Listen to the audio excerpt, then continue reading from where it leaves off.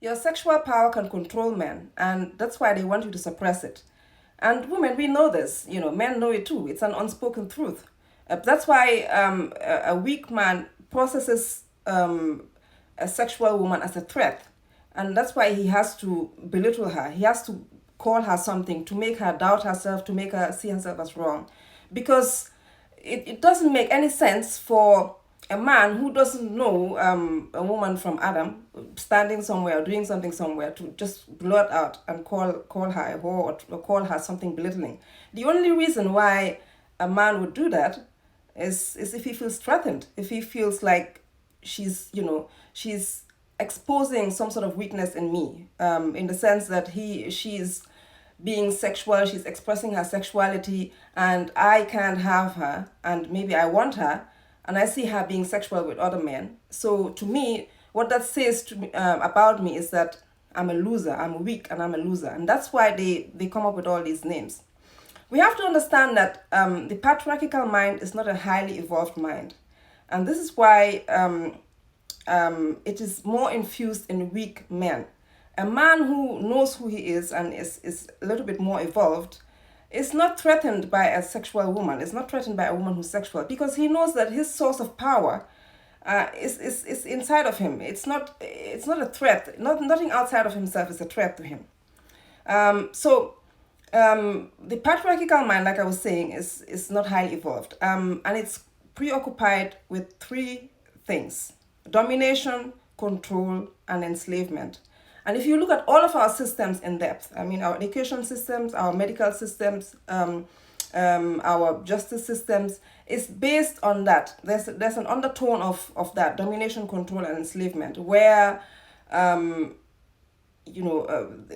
we are not encouraged to look inside of ourselves for our own source of power, our own source of godhood and goddesshood. All of our systems encourage us to look outside of ourselves. Okay, so now, if you have a system, which is the patriarchal system, which is based on domination, control, and enslavement, in order for you to dominate and control and enslave somebody else, somebody who is an equal human being like you have to make them believe that you are better than them. You also have to make them believe that they need you, which is why they always come up with this, weak men always come up with this argument that without a man, you're nothing. They have to make you believe that you need a man. It doesn't matter what you have in this world. It doesn't matter what you've achieved in this world. It doesn't matter who you are. It doesn't matter what kind of fulfillment you're having. They will come at you with, you're nothing without a man. They have to make you believe that you yourself is not enough. Which brings me to the third point. The third thing that a system that is preoccupied with domination and control and enslavement needs to do is to make you believe that there's something missing in you, there's something not enough about you, there's something wrong with you, and they are the only one that can give it to you. So this is the basic tenet of why your sexual power or your sexuality as a woman will be shamed, dismissed, denied, and suppressed, because your sexual power is potent. It's not just source energy, but it's potent, and it affects men in a way that they yearn for it. They yearn for it all the time. When a man sees a woman that he's attracted to, it's not just a woman that he's attracted to, it's just in their nature. They yearn for it. And when you have a human being or an entity that yearns for something all the time, something that they cannot really give themselves, it puts them in a vulnerable position. Because you're yearning for something outside of yourself that you cannot really give yourself. And the patriarchal mind does not like being vulnerable. It likes to be in control. So, in order for them to switch back to being in control, they have to make you believe that your sexuality is trash. They have to make make you believe that your sexuality is wrong, or your sexual power is wrong, or there's something wrong with it. Think about it. That's the only way they can feel like a man, or feel like I'm talking about weak men that call a random woman a whore or whatever. the reason why I'm doing these videos is for you guys, you women, to stop being scared of this word. It's just a word. It's just I want you to understand where it's coming from. It's coming from weakness. There's no other reason why a man would try to belittle your sexual power or your sexuality, which is of your nature, especially trying to belittle you for something that he himself expresses, and even expresses more than you, and is comfortable expressing it. We all know that men are much more comfortable expressing their sexuality. They even brag about it. They brag about how many women they go out with, but then they turn right around and belittle you for being the same person or doing the same thing. So that's my point. I want you all to understand where this belittlement is coming from, so you can stop being afraid of it. You can stop being bothered by it. Stop being running away from it. Your sexuality, like I keep saying, is your nature. It's part of your nature.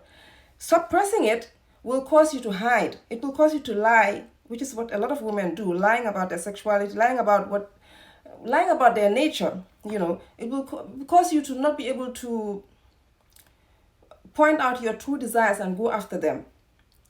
All because you're scared of some man over there calling you a whore, of the backlash, from men and even from our systems. It is well known and even documented in instances where women are punished for being sexual. Women are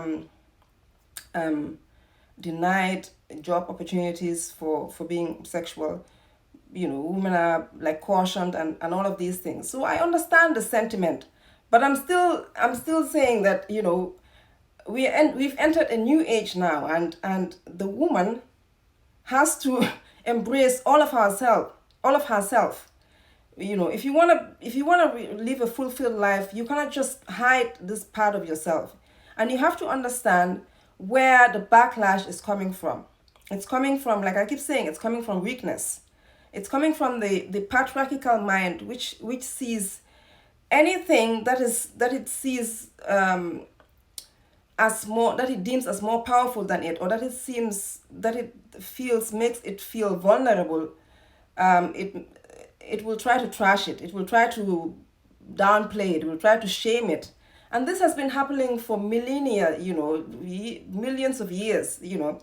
The first thing that the patriarchy decided to do was to attack a woman's sexuality, attack the feminine sexual power. Because once you attack that, once you attack that, and once you suppress it, once you render it inactive, you've got the woman, you've got the feminine. You've suppressed her creativity. You've suppressed her power of creation. It's not just your creativity, as in being creative and knowing how to do a lot of things, but your power of creation itself is suppressed. So yeah, this is what I wanted to talk about. Just know that your sexuality, your sexual power, as long as we live in the patriarchy, as long as the patriarchal age is the dominant age, it will be shamed, and even women ourselves, we ourselves have been brainwashed and programmed to shame it, because we ourselves we are scared of this power that we have. We are scared of this, we don't know the way we envisage it as, the kind of power that it gives us. We are scared of it. So that's just what it is. It's just so of course the woman is going to shame it. And also, if a woman lives in an age where she's persecuted for her sexuality, of course she's going to shame it and hide it and deny it and suppress it, which is what's still happening today. So this is what I wanted to talk about, just stop being scared of the word whore, prostitute, Jezebel, whatever nonsense they call you. Like I keep saying, it's coming from weakness. It's coming from men that are scared. A highly evolved man will not call you a whore. He's not threatened by your sexuality because he knows that it's not a threat. He's not going to process it in that way, in the way a weak man will. All right.